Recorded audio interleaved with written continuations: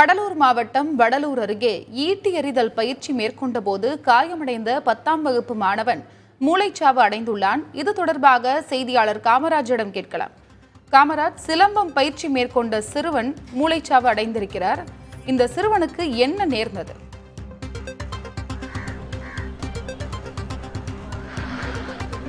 கடலூர் மாவட்டம் வடலூர் இருக்கக்கூடிய சியோன் என்ற தனியார் பள்ளியில் 10ஆம் வகுப்பு பயிலக்கூடிய கிஷோர் என்ற மாணவர் கடந்த 24ஆம் தேதி சிலம்பம் பயிற்சி மேற்கொண்டிருக்கிறார்.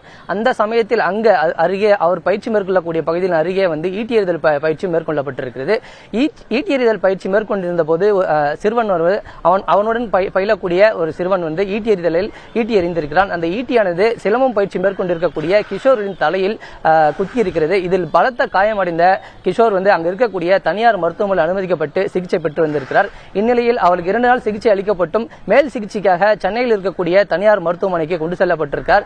அங்கே சிகிச்சை அளிக்கப்பட்டு அவருக்கு எந்த மாதிரியான சிகிச்சை அளித்தாலும் முன்னேறதுக்கான வாய்ப்புகள் இல்லை என்றும், அது மட்டும் இல்லாமல் மூளைச்சாவு அடைந்து வருவதாக தெரிவித்திருக்கிறார் மருத்துவர்கள். அதனைத் தொடர்ந்து மருத்துவர்கள் சிறுவனை வீட்டிற்கு அழைத்துச் செல்லுமாறு கூறியிருக்கிறார். அதனைத் தொடர்ந்து அங்க இருக்கக்கூடிய பெற்றோர்கள் சிறுவனை இங்கு முண்டியம்பாக்கம் அரசு மருத்துவமனைக்கு மேல் சிகிச்சைக்காக மீண்டும் அழைத்து அனுமதித்தனர். அனுமதித்த போது அவர் முழுமையாக மூளைச்சாவு அடைந்திருக்கிறார். இந்த சம்பவம் கடலூர் மக்கள் மத்தியிலேயே ஒரு சோகத்தையும் ஏற்படுத்தியிருக்கு. தற்போது நம்முடைய அவருடைய தந்தை இணைந்திருக்கிறார். அவரை கேட்போம். ஐயா, உங்களுடைய பையனுக்கு என்ன சம்பவம் நடந்திருக்கு? எதனால இந்த விபத்து ஏற்பட்டது? அன்னைக்கு என் பையன் பள்ளிக்கூடத்துக்கு போன போது விட்டு சாயந்தரம் போய் கூப்பிட்றதுக்கு போயிருந்தேன். அங்கே இன்னும் ஒரு 10 நிமிஷம் ஸ்கூல் விட்டோன்னு சொன்னாங்க. 10 நிமிஷம் கழிச்சு உள்ளே போனேன். அங்கே ஒரு கொஞ்சம் பரபரப்பாக இருந்தாங்க. அவங்க வேறு ஏதோ காரணம் நன்றி நான் இருந்தேன். அப்போ போய் அங்கே இருந்த மிஸ்ஸுக்கிட்ட கேட்டேன். இதேமாதிரி நான் கிஷோரை கூப்பிட வந்திருக்கேன் அப்படின்னாங்க. கொஞ்சம் வெயிட் பண்ணுங்க சொல்கிறேன் அப்படின்னு சொன்னாங்க. அப்புறமா 2 பேர் எட்ட போனதுக்கப்புறம் ஒரு பையனை கூப்பிட்டு இதேமாதிரி பையன் கீழே அவன் தலையில் கொஞ்சம் அடிபட்டுருச்சு, அவனை ஹாஸ்பிட்டலுக்கு அனுப்பி வச்சிருக்கோம். ஒரு பையனை கூப்பிட்டு இவரை கொண்டு போய் வீட்டில் பத்திரமா விட்டுவான்னாங்க. நான் அவங்கள கேட்டேன், பையனுக்கு ரொம்ப அடியா கம்மியான்னு கேட்டேன். இல்லை, கம்மியான அடி தான், அதனால இங்கே வள்ளூரில் சுதா மருத்துவமனைக்கு அனுப்பி வைக்க சொன்னாங்க. சரி, நான் போய் பார்த்துக்கிறேங்க, எனக்கு அந்த அளவுக்கு ஒன்றும் இல்லைன்னு சொல்லிட்டு நான் அவனோட பையெல்லாம் எடுத்துக்கிட்டு நான் சுதா மருத்துவமனைக்கு நேராக போய் பார்த்தேன். அங்கே போய் பார்க்கும்போது என் பிள்ளைய பார்க்கும்போது மண்டையில் பெருசாக கட்டு போட்டு ரத்தம்லாம் அதிகமாக இதாகிட்டே இருந்துச்சு. அந்த ஒரு நிமிஷம் தான் அவனை பார்த்தேன். பண்ணிட்டு இருந்தான், அவ்வளோதான் நான் பார்த்தது. அதுக்கப்புறம் அங்கே இருந்தவங்கலாம் கொஞ்சம் வெளில இருங்க சார், கொஞ்சம் அவனை இது பண்ணணும் அப்படின்னு சொன்னாங்க. அதோடு சரி, நான் பார்க்கல. அதுக்கப்புறம் என் மைத்துனர் தான் எல்லாத்தையும் பார்த்துக்கினாரு. அவரை கேட்டிங்கன்னா அவங்க எல்லா விளக்கமும் சொல்லுவாங்க. ஆனால் இதேமாரி சம்பவம் நம்பிட்டு அந்த ஸ்கூலில் இதேமாரி கடலூர் மாவட்டத்தில் எந்த ஸ்கூல்லையும் இல்லை, தமிழ்நாட்டில் எந்த ஸ்கூல்லையும் நடக்காமல் இருக்கிறதுக்கு முதல்வர் பார்வைக்கு இதெல்லாம் கொண்டு போகணும். ஏன்னாக்கா ஒரு ஸ்கூல்லையும் எந்த அளவுக்கு ஏரியா இருக்குது, எந்த இதேமாதிரி விளையாட்டுகள்லாம் அங்கே நடத்தலாம், போகலாம், இந்தந்த விளையாட்டுக்கு தான் அந்த ஸ்கூலில் அனுமதி கொடுக்கலாம், இதெல்லாம் நடத்தக்கூடாது அப்படின்னு சொல்லி மாவட்ட கல்வி நிர்வாகம் இதெல்லாம் கண்டிப்பாக அந்த நிர்வாகம் சொல்லி ஆகணும். அது போய் ஸ்கூல்லையும் கவனித்து இதேமாதிரி இந்த ஸ்கூலுக்கு இதான் ஓகே, இதை மட்டும் தான் நடத்துங்க அப்படின்ற விவரங்கள்லாம் சொல்லி தான் அந்த ஸ்கூலுக்கு சில பர்மிஷன்லாம் கொடுக்கணும். இதை முதல்வர் அவங்களோட பார்வைக்கும் எடுத்துக்கிட்டு போகணும்.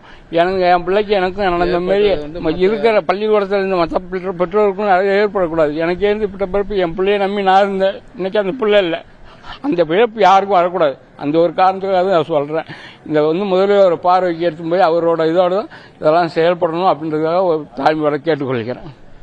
நீங்க சொல்லுங்க, அந்த பள்ளியில போதிய அளவுக்கு மைதானம் இருக்கா? ஆசிரியர்கள் உடற்பயிற்சி பெறக்கூடிய அளவுக்கு ஆசிரியர்கள் இருக்காங்க? மைதானம் இருக்கிறது, ஆனா இது போதிய அளவுக்கு ஈட்டி எறிதல் பயிற்சி எல்லாம் செய்யற அளவுக்கு போட்டி கிடையாது, மைதானங்கள் கிடையாது. உடற்பயிற்சி தகுதியான உடற்பயிற்சி ஆசிரியர்களும் கிடையாது. எங்களுக்கு ஒரு தார்மீக விளையாட்டு இது பண்ணுறது இல்லை. விளையாட்டு ரொம்ப முக்கியமான, ஒவ்வொரு மாணவர்களுக்கும் தேவையான ஒன்று. ஒரு பல தவறான செயல்களிலிருந்து மாணவர்களை காப்பாற்றுறதுல ஒரு பெரிய பங்கு வகிக்குது.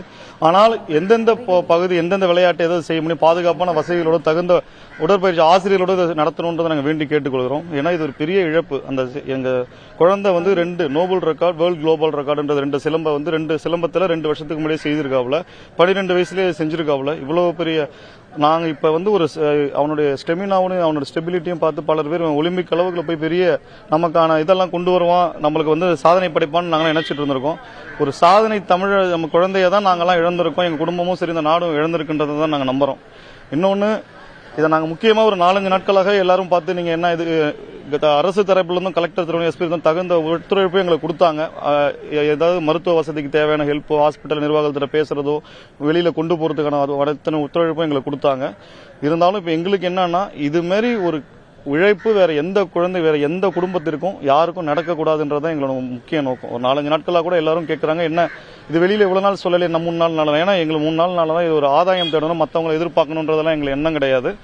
எங்களுக்கு தேவை எங்க குழந்தையை நாங்கள் எப்படியாவது சரி பண்ணணும், அவரை எப்படியாவது காப்பாற்றணுன்றதெல்லாம் நாங்கள் முக்கிய குறிக்கோளை 4-5 நாட்களாக இங்கேயும் சென்னை கொண்டு போனோம். எல்லாம் முடிஞ்ச அளவுக்கு அந்த முயற்சியில் இருந்தோம். நாங்கள் அந்த முயற்சி செய்தோம். எங்களால் இன்னும் இப்போ கடைசியாக முயற்சியில் என்ன பண்ண முடியுன்றதில் நாங்கள் இருக்கோம். எங்களோட தாழ்மையான இதுக்கான முதல்வர், அதாவது இங்க இருக்கக்கூடியவங்களுக்கு அந்த சிறுவனுக்கு வந்து தமிழக அரசு சார்பில் உரிய இழப்பீடு வழங்கணும், அது மட்டும் இல்லாம பள்ளி நிர்வாகத்தின் மீது நடவடிக்கை எடுக்கணும்ன்றதை வலியுறுத்திருக்கிறாங்க. இது மிகவும் துயரமான செய்தி. ஈட்டி எறிதல் பயிற்சி மேற்கொண்ட போது சிலம்பம் பயிற்சி மேற்கொண்ட 10ஆம் வகுப்பு மாணவன் தலையில் ஈட்டி குத்தி மூளைச்சாவு அடைந்திருக்கிறார். இதுபோன்ற சம்பவம் இனி நிகழாமல் இருக்க வேண்டும் என்பதே பாதிக்கப்பட்ட தந்தையின் கோரிக்கையாக இருக்கிறது. உங்களுடைய தகவலுக்கும் நன்றி.